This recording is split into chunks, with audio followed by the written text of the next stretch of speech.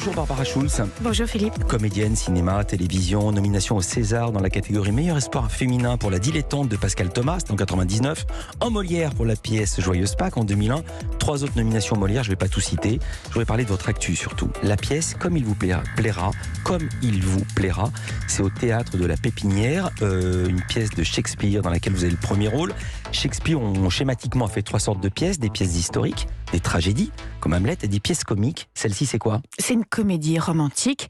Alors vous dites j'ai le premier rôle, mais je suis avec une troupe. Hein. C'est vraiment, voilà. On citera les noms à la fin. Ouais, parce que... bien sûr, mais je suis hyper forte pour les citer. En plus, je les cite hyper vite. Mais c'est vraiment une pièce de troupe, j'insiste. Et c'est ça qui fait le charme de notre petit bazar, c'est que on chante, on rit et on s'amuse ensemble, quoi. Alors racontez ce petit bazar, parce que même le pitch de la pièce ressemble à une vaste blague. Oui, bon, il y a un vieux duc, il y a un jeune duc, il y a un ancien duc, enfin on s'y perd avec tous ces ducs, mais principalement il y a 2 jeunes filles dans des robes trop serrées, qui ont le droit de rien faire, qui sont dans une cour où tout le monde s'entretue comme d'habitude dans les cours, hein, dès qu'il y a du pouvoir, de toute façon ça se passe pas très bien, ça devient un peu dégueulasse, et du coup elles ont qu'une envie, en fait on me bannit, voilà, je tombe amoureuse, trop bien, la vie est merveilleuse, mais bang, on me bannit, et ma cousine, qui est jouée par Ariane Mourier, et que je tombe amoureuse de Orlando, qui est joué par Lionel Erdogan, vous savez, j'ai vu, je vois. Ouais, me dit, tu sais quoi, on va aller dans la forêt d'Ardennes, où il se trouve que le vieux duc, qui est mon père, est réfugié avec toute une bande de gars comme ça exilés qui aspirent à retourner à la nature, à quelque chose de plus paisible, voilà. Et le problème, c'est que quand on est une fille et qu'on veut aller dans la forêt, c'est dangereux. Donc il y en a une qui dit on va se salir, et moi je dis non, on va faire mieux, on va se mettre en mec. Et voilà, et on part dans cette forêt, et c'est une forêt enchantée, la Shakespeare, donc ça chante, ça sème, ça... Voilà. Deux filles qui ont peur de se faire violer, pour dire les choses crûment, disent je vais me salir, qui veut se déguiser en homme, et on se dit que cette problématique, qu'on connaît bien là, était là il y a 420 ans. Oui, je vous le confirme, la semaine dernière j'ai voulu faire un jogging à la campagne, ma mère m'a dit mais ça va pas, non? C'est fou quoi, on peut pas aller faire un jogging sans se dire qu'on va se faire attraper derrière un fourré, quoi, c'est... Voilà, oui, cette problématique était déjà là. Alors, Philippe Tesson a écrit dans le Figmag, c'était le 11 février, rarement a-t-on vu traduction plus familière, donc sous-entendu de Shakespeare, harmonie plus juste, chorégraphie plus joueuse et décor plus ludique. Tout cela est l'œuvre de la simplicité, de la vérité. Ce spectacle dégage l'impression d'un mariage entre la liberté et la complicité des êtres qui le composent, comme un désordre aimable, drôle et tendre. Il est d'autres familles, Philippe Tesson? Non, il n'est pas de ma famille, mais... Alors... Je sais, je suis en promo, mais il se passe vraiment un truc avec cette pièce. Alors peut-être parce qu'elle arrive après le Covid, et qu'on a été isolés, qu'on pouvait plus se toucher, qu'on pouvait, voilà, tout. Et là, c'est un hymne à la joie, à l'amour, au sexe, tout.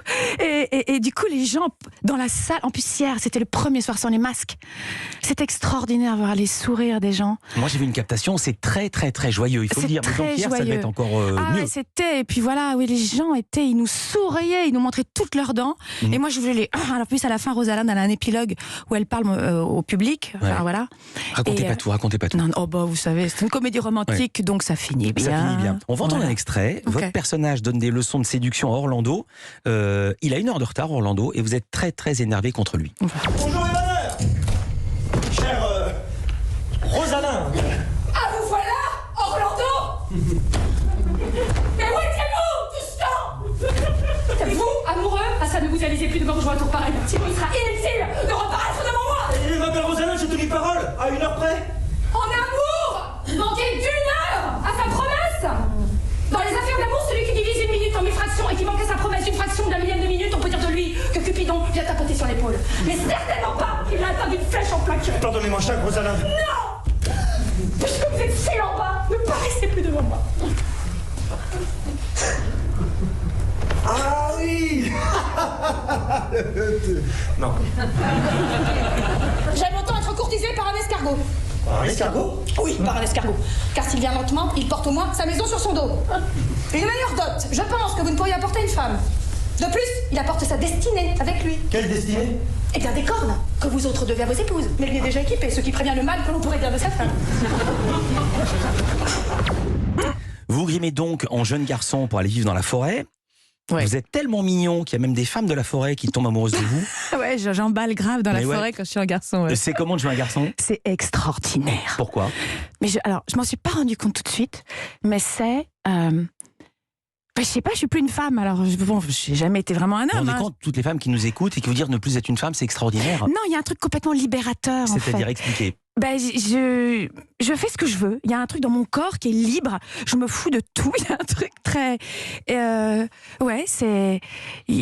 ne suis plus... Je ne suis obligée de rien, en fait. Je fais ce que je veux. Je ne peux pas vous expliquer. Pardon de cette question aussi personnelle, je ne m'attendais pas du tout à cette réponse. Vous pouvez pas faire ce que vous voulez en tant que femme ? C'est l'idée d'être une femme. Je me rends compte qu'au début, quand j'ai mon corset, mon chignon et mon mascara, je joue pas pareil. C'est toujours pareil. Et dans la vraie vie, vous faites ce que vous voulez, ou est-ce que vous, en plus de prendre des remontrances de votre maman quand vous voulez faire du jogging? Non, je vais le faire quand même, le jogging. Je prends un couteau. Ouais. Ou parfois je ramasse un bâton, mais je vais faire le jogging quand même. Non, je fais ce que je veux moi plutôt, quand même dans la vie. Vous avez toujours été comme ça? C'est-à-dire à faire ce que je veux. Une fille qui fait ce qu'elle veut. J'essaie de... Oui. C'est le portrait pré-fame de Lisa Marie Marquez. Culture Média continue. Barbara Schulz est avec nous et on en est ravis. Europe 1, Culture